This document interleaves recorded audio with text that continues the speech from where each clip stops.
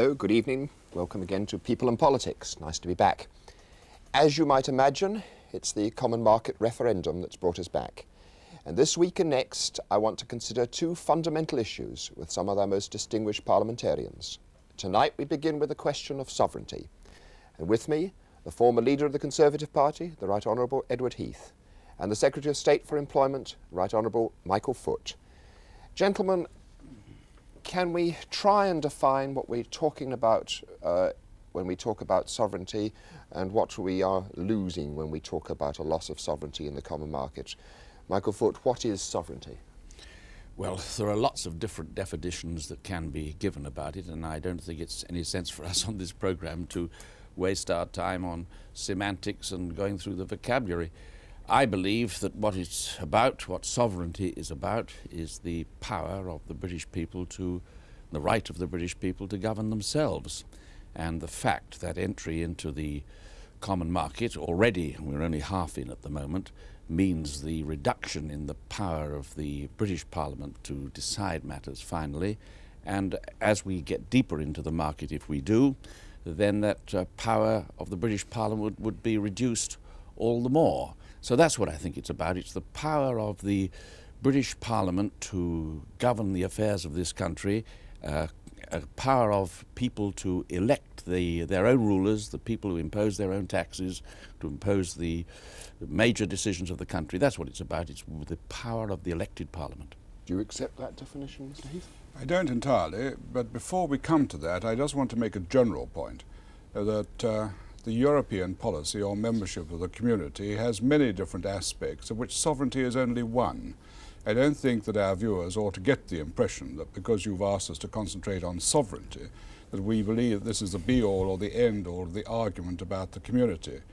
And it is connected with sovereignty because the question I asked myself right at the beginning of this discussion 25 years ago was, what is the purpose of the community? Now, I believe the purpose of the community is to look after the peace and the security and the prosperity of its member countries. This was why it was brought into being. It was a political act which was brought about by economic means. And so my approach then is, well, if this is a good thing in itself, if it is good for Britain, then what is the relationship of sovereignty to that? Now, I now come to what you've asked for, which is a question of a definition of sovereignty. Again, I don't, like Michael Foot, I don't want to go into the technicalities about this. For me, sovereignty is the power of a nation to look after what it regards as its best interests and the interests of its individual citizens. And I don't believe that sovereignty is something which you hoard like a miser and cover up in sacking and put in the cellar and go down with a candle and look at it from time to time and see it's still there. Sovereignty is something to be used. And I believe that we are justified in using it, in looking after British interests in the community and the interests of our citizens. Well, it's notable in what Mr. Heath has said that he hasn't mentioned the idea of democracy at all. His remarks don't refer to it. And my remarks, however, are centre upon the question of democracy. And of course, that's one of the reasons why I think it's so unwise for this country to ever to have gone in the first place, but to stay in the market now. Because the institutions of the market, to take it from the point where Mr. Heath raised it, the institutions of the market, by our definition in this country, are not democratic institutions at all. The Brussels Commission has the power to propose measures, and indeed the sole power, according to the provisions of the actual treaty, rest with the Commission to make the proposals, and the Commission is an appointed body. It's not a democratic body at all in any sense whatsoever. The Council of Ministers, which is the other major body in the common market, that's not a democratic body in any sense really either, and it does the most astonishing things. For example, it is a legislature, it makes laws. It is the only legislature in the country, the world, as far as I understand it, which makes laws in secret, something that nobody had ever devised before. And of course, the third institution is an assembly, a so-called parliament. It isn't a real parliament. It hasn't any effective powers over either the Commission or the Council. So the three institutions of the common market, which were devised not for a democratic purpose, they were devised to suit the conditions and circumstances of the countries that came to make the original arrangement. I'm not criticising them at this moment for having made the arrangement. They did it to suit their purpose. But certainly they never took into account any of the things that we mean by democratic institutions, nor are those institutions now democratic. And the entry into the market means that we did transfer some of our parliamentary powers to these undemocratic institutions. And of course, if we stay in the market forever, it's going to be a much bigger transfer of power away from the democratically elected parliament here to these non-elected appointed institutions in Europe. Would you not accept that it is possible for us and our influence to in fact make these things more democratic? Right. I don't want to take all the time, but if the answer is, well, the way you can make those institutions democratic in the end by making them all responsible to the European Parliament, and of course that is implicit in the Treaty of Rome, I'm not denying that, but if you do that, then indeed you are going to destroy even further the power of the British Parliament here at Westminster. If you set up a new Parliament in Strasbourg, which is going to be the governing authority for the whole of Western Europe. Now, I think Mr. Heath wants that because he wants an economic and monetary union for the whole of Western Europe. He wants, in effect, a federal solution to the whole of the matter. And the only way you can make that democratic is to set up a federal parliament. That's the logical development of that, but don't let anybody who's in favour of that development, which I think is the logical development, deny that what they're proposing is the destruction, the dismemberment of the British Parliament. I imagine you will deny that, won't you, Mr. Heath? Well, what Michael Foot has been saying is a grotesque distortion of what the position is. And if his fellow socialists in the Federal Republic of Germany and the other member countries of the community were to hear him talking like this, they would laugh their heads off. To be accusing the SPD in Germany of being an undemocratic party and being so, an undemocratic government by being a member of the community and operating the institutions, this is just fantasy. Now, let me deal with... If I may referee a little bit, I'm not quite sure that he said that, and I'm sure you... I mean, it seems to be that he is saying that they are members of an undemocratic organisation. Well, let me deal with this, but he's implying that they have accepted an undemocratic organisation, Yes. and they set out to create it, and they would just laugh at such fantasies. They think it's sheer nonsense. Do you think Brandt believes that for a moment? Now, I'm going to deal with all of these points one by one. You've had a very long say. Now, first of all, this argument that we're not really in the community. This is completely fallacious. When I signed the accession treaty in Brussels, on behalf of the British people, fully authorised by the British Parliament, we became a full member of the community. The fact that in particular spheres like agriculture we have a transitional arrangement doesn't in any way alter the fact that we are a full member of the community. In exactly the same way as if Italy has a problem, well, some transitional arrangement for it is made now, but it's been a full member of the community ever since it was created in 1956. And so that is a fallacious argument. Now, democracy. I didn't talk about democracy in my first few remarks because I wanted to limit them. I believe in democracy and I fought for democracy. And I believe in democracy because I believe in freedom. And I believe that this community exists to protect freedom. Now, these institutions, the Council of Ministers, the British Foreign Secretary sits there, or you have a head of government as they've just had in Dublin, or as I sat at in Paris and in Copenhagen. Those ministers are strresponsible to their cabinets and to their parliaments, every one of them. What is undemocratic about this? I've only once heard Herr Brandt lose his temper, and that was on a similar point at the Paris summit in October '72. And the question then was on direct elections to the European Parliament, and it was suggested that unless you had them at once, you weren't democratic. It's the only time I've ever heard him explode with fury at the idea that because members of Parliament went to the European Parliament, then it was undemocratic. Now, when you come to the actual work which these institutions do, no decision can be taken in that Council of Ministers with the British Foreign Secretary there unless he agrees to it. And on national interests, he's got the right to veto it. And one knows that the Commission puts forth... Can I take this point of all view? these points have been raised by Michael. I do They understand. ought to be Yes, no, answered. but I mean, a lot of points have been made on both sides. Now, I would like to slightly represent the public to some degree in asking you, I mean, this right to veto, one hears a lot about the right to veto, but will the right to veto, I mean, it's not going to be used every week, is it? I mean, the right to veto, if one actually vetoes something, it's a very major thing, isn't it, within the context of the Yes, market? but this is basic to the working of the community. What I'm pointing out is to Michael Foot when he says that we can be steamrolled and overruled in this way, apparently by these bureaucrats. First of all, it isn't true, because the commissioners, they are appointed by governments, and there is also has to be agreement in the Council of Ministers about particular commissioners being appointed. And if there isn't agreement, they can't be appointed. Their powers are powers to propose in exactly the same way as a permanent secretary has powers to propose. Right. And no decision is taken unless the Council of Ministers agree. Of course, I believe in going into this organisation constructively and imaginatively, so I don't go in with a veto mind. But I'm just pointing out to those who object to it that you've got the power of veto if you insist on using it. Now, I know Mr. Foot is steaming to come in, but if I could just clear up one other point. Are you not concerned with the amount of legislation that seems to be coming out of Brussels and the degree of control over that legislation that Parliament already has? I mean, one already hears of this sort of great backlog of legislation coming out of Brussels, and that Parliament has already complained here that it just doesn't have the chance to properly inspect what comes out. When you look at there are only very limited classes of directives which can come out of Brussels. They are defined in the Treaty of Rome. You look at the number of statutory instruments which are passed by departments in this country. Michael Foot knows perfectly well from his experience, just as I know as Prime Minister. They pour into Parliament. Parliament doesn't examine them. Just looks at a minority of them because we know in practical experience it just isn't possible. But exactly the same way as we're told that Brussels has this enormous bureaucracy, there are more civil servants in Edinburgh looking after Scotland. What is the population of Scotland? 7.5 million people? More civil servants there than there are in Brussels, responsible for an administration for 250 million people.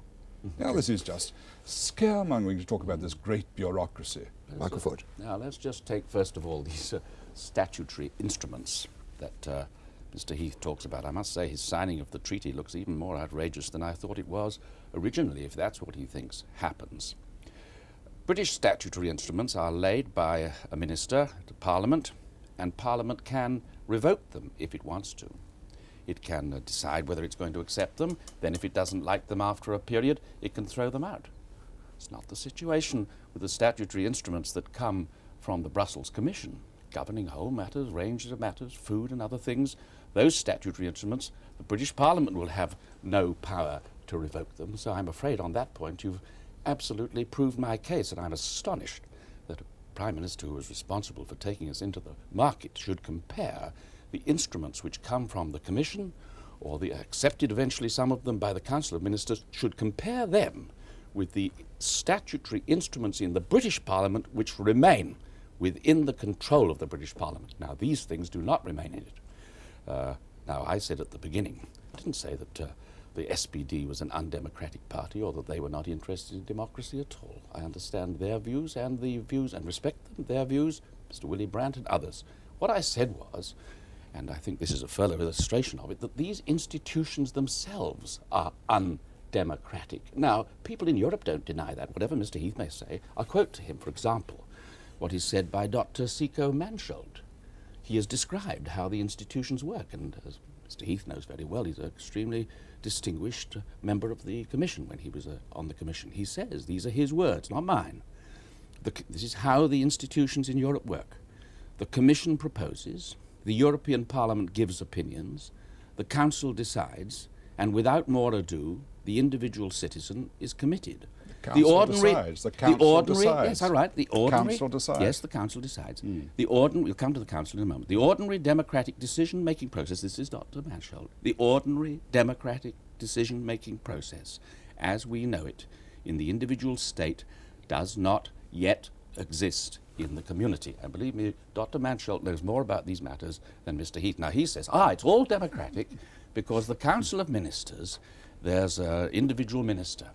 What he's skirted over is that the Council of Ministers has been given a power to which the British government, no British government in history before his ever gave to any other institution the power to make laws for this country in secret, what's more. That's what the Council of Ministers can do and does do. And in order, now it's no good saying, we can stop that all through the veto. Mr. Heath himself, I think, would acknowledge you can't go on using that veto all the time, and indeed he says he doesn't want to use it, and I understand that. Once you're in the institution, you don't want to be using the veto all the time. You make a concession here or a compromise there in order to secure a compromise in other places. Now, I say, whatever else you may say about that process, it is an undemocratic one because the individual laws are not subject to what they are in this country, and what Dr. Mansholt is talking about, the decision-making process, he says, is undemocratic. So I hope we've got that established. Well, that the institutions themselves,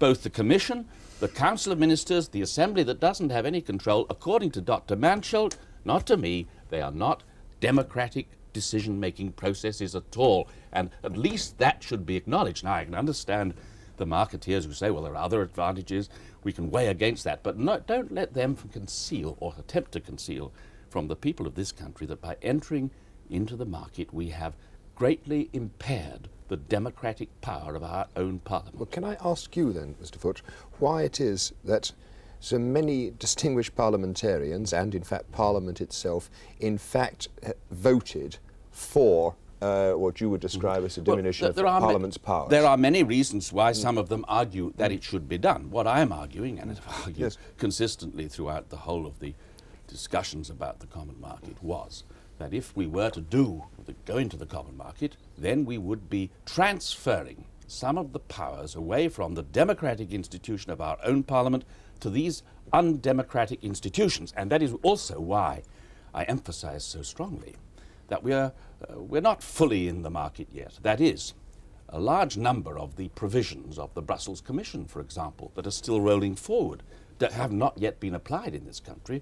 Regulations about the taxes we have to impose on food coming to this country, the levies that we have to impose, they're not in full operation yet. Or the economic and monetary union that Mr. Heath is so passionately in favour of and signed a document in Copenhagen in 1972 or 73, I think it was, saying, of course we want to go ahead as fast as possible to an economic and monetary union, tried to bind this country to that aim, although we didn't have any authority from our own Parliament to do it. That also, we haven't moved very far in that direction yet, but of course, that's the purpose of it. That's why I say we are not yet in it, and our full democratic powers have not yet been surrendered, and I hope that on June the 5th we will decide to put a stop to this continuous drain of the democratic power away from this country into these other institutions. Now, Mr. Foote has not established his position in any way at all, and again it is a grotesque distortion. And to say that policy is settled in secret, it is no more secret than the British Cabinet meeting. In fact, it is far more open. Policy is discussed openly outside the Community British Council Cabinet of Ministers. Is supposed to be secret. Well, you want it secret. What I'm saying is the Council of Ministers is far more open. Not too many do I want to into secret. I say that it to deal with your arguments, and I'm going to deal with them in full. The Council of Ministers is a far more open body for discussion than the British Cabinet is. It does not alter the fact that the British Foreign Secretary is responsible to his Cabinet, and that Cabinet is responsible to the British Parliament, and it is therefore a democratic body. I will now tell you exactly what Dr. Mansholt was talking about, because it was he who caused Willy Brandt's explosion in the summit in Paris. What Siggo Mansholt believes is that the Council of Ministers should be controlled by the European Parliament, and that he would take as democratic. We don't accept that view. We believe that if the Minister, the Foreign Secretary, is responsible to the British Cabinet and the Cabinet to the Parliament, that is a democratic process. Now, the Commission cannot act except as approved by the Council of Ministers. And to say that the Commission is going to pour out instructions, they can only come out within agreed policy. And if we agree it as a country, or as a Parliament, as a government, which has got to be responsible to Parliament, then that is perfectly satisfactory to go ahead. Now, of course, you may not like it. You may say it is absolutely wrong that a British Foreign Secretary should be able to take part in a grouping of this kind. I differ on that. But what you cannot establish is that this is undemocratic. No, I'm afraid you can't. The next point is that the European Parliament can, of course, become a much more democratic body. In fact, we're committed to it in the Treaty of Rome and in the Treaty of Accession. Now, there are many Europeans who believe, quite rightly, that members of Parliament at Strasbourg ought to be directly elected from their countries. And that would be a real step forward towards democracy. And I'm surprised that you and others like you don't support a step of that kind. And what we ought to be doing is taking constructive steps forward like this in Europe, instead of boycotting the Parliament altogether and taking no part in it. And so these are all... I think he can. I think he can. I think, I think you're at a point. I just want to point out that these are illusions which are affecting Michael Foot, and he will not face up to the fact that the whole of this body is responsible to the cabinets through their ministers and their cabinets to their parliaments. I must say, I must express my astonishment that Mr. Heath, who signed this document that took us into the common market, didn't study the matter more carefully than that, because he has compared the Council of Ministers... Keep the debate on a higher level than that sort of thing. He is not... He apparently did compare the Council of Ministers with the British Cabinet, and thought that that was a perfectly satisfactory answer to what was my accusation. My accusation was, and this happens to be the constitution of the market, that the Council of Ministers is a legislative body. The British Cabinet I was dealing with is a point not... about well, secrecy. just listen for a moment. Secrecy. Just listen for a moment. The British Cabinet is not a legislative body. The British Cabinet is responsible to a democratic body, the Parliament. But the Council of Ministers is not responsible in that sense at all. The Council of Ministers has the power, under the Act of Parliament, which Mr. Heath and his government guillotines with the House of Commons, under that Act of Parliament, the Council of Ministers has the power to make laws which are binding in this country without any legislative discussion at all, and therefore by seeking to defend the position and the powers of the Council of Ministers by comparing it to the British Cabinet, it reveals that you haven't examined carefully what is the power which you ceded to the Council of Ministers when we went into the market. The Council of Ministers happens to be the most important of these institutions, not a democratic body, and not a body making laws by the method that we think laws should be made in this country. We think in this country that a cabinet should make recommendations to the House of Commons, and the House of Commons, which is the elected body, should have the power not only to decide yes or no, but also to examine those particular laws, to amend them, to change them.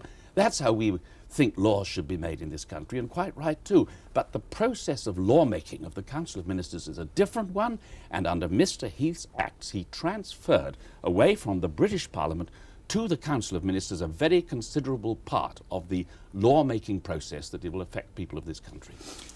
I was dealing with the question which you mentioned of the secrecy, the alleged secrecy of Yes, I this say it's body. a secret legislature. No, I'm now going to deal with the legislative powers, because they can only act insofar as we as a Parliament agree. And Parliament agreed to the transfer of this element of sovereignty when we signed the treaty and when we passed the legislation which took us into the community.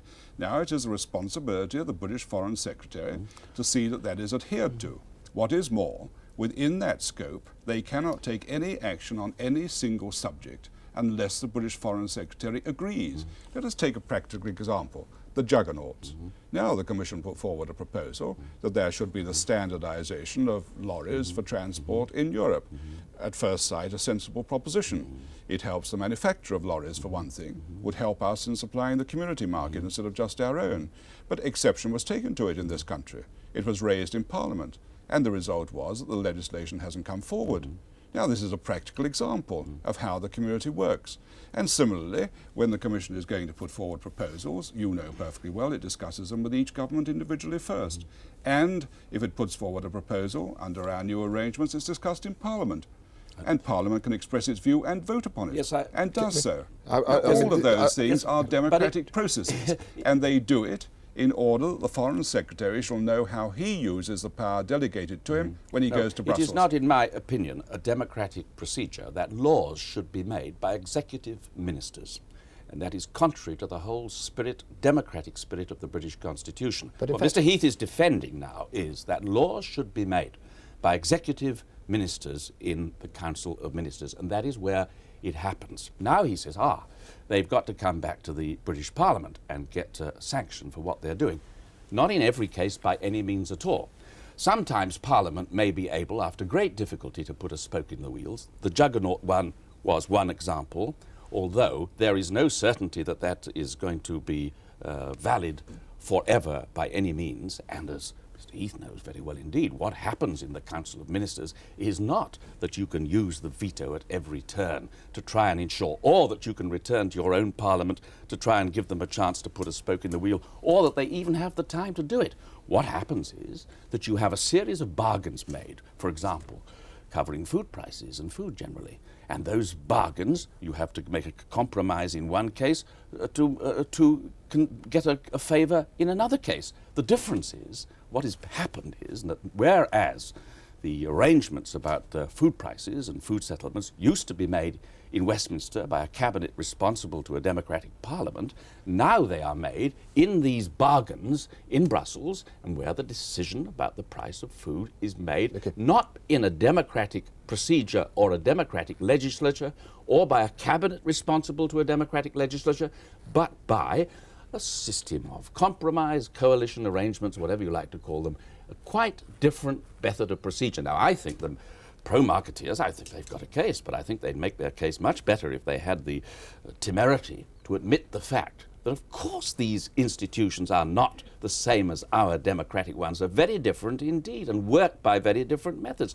There may be a case for doing it, but there is no case at all for concealing or attempting to conceal from the British public how much of their democratic power is reduced by entry into the market. Now I want to take a break in a minute, and I'll come to you very quickly, Ms. Heath, but just one thing. I mean, it seems to me that implied in everything you say is not only that rights are being taken away, but somehow or other something very nasty is going to happen to us, that these people are, it seems to me that you're sort of suggesting that these people are conspiring against us. No, I'm not suggesting that at all. I'm saying, and it happens to be the fact. I mean, if they were making good decisions, no, well, I'm not. Would it be okay? I'm saying that the institution, I'm talking first of all whether these institutions are democratic. Let's get it clear.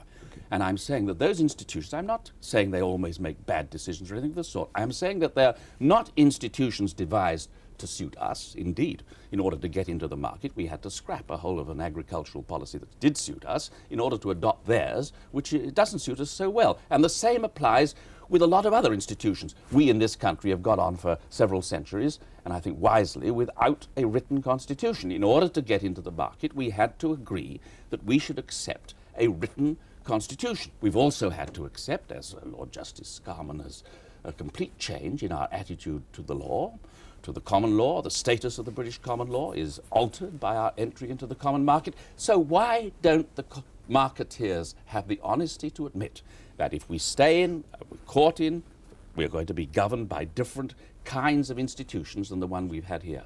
I don't think you're going to have time to answer that before the break in a proper manner. Have time to answer fully. Yes, I'll take it straight up after each of these points has got to be dealt with fully. It is precisely why I'm not going to ask you to answer it in a minute. Right. I do have to take a break now. Mr. Heath will kick off at the start of the second half, answering what Mr. Foote has just been saying, and we'll try and deal with some other matters. Join us again in a minute.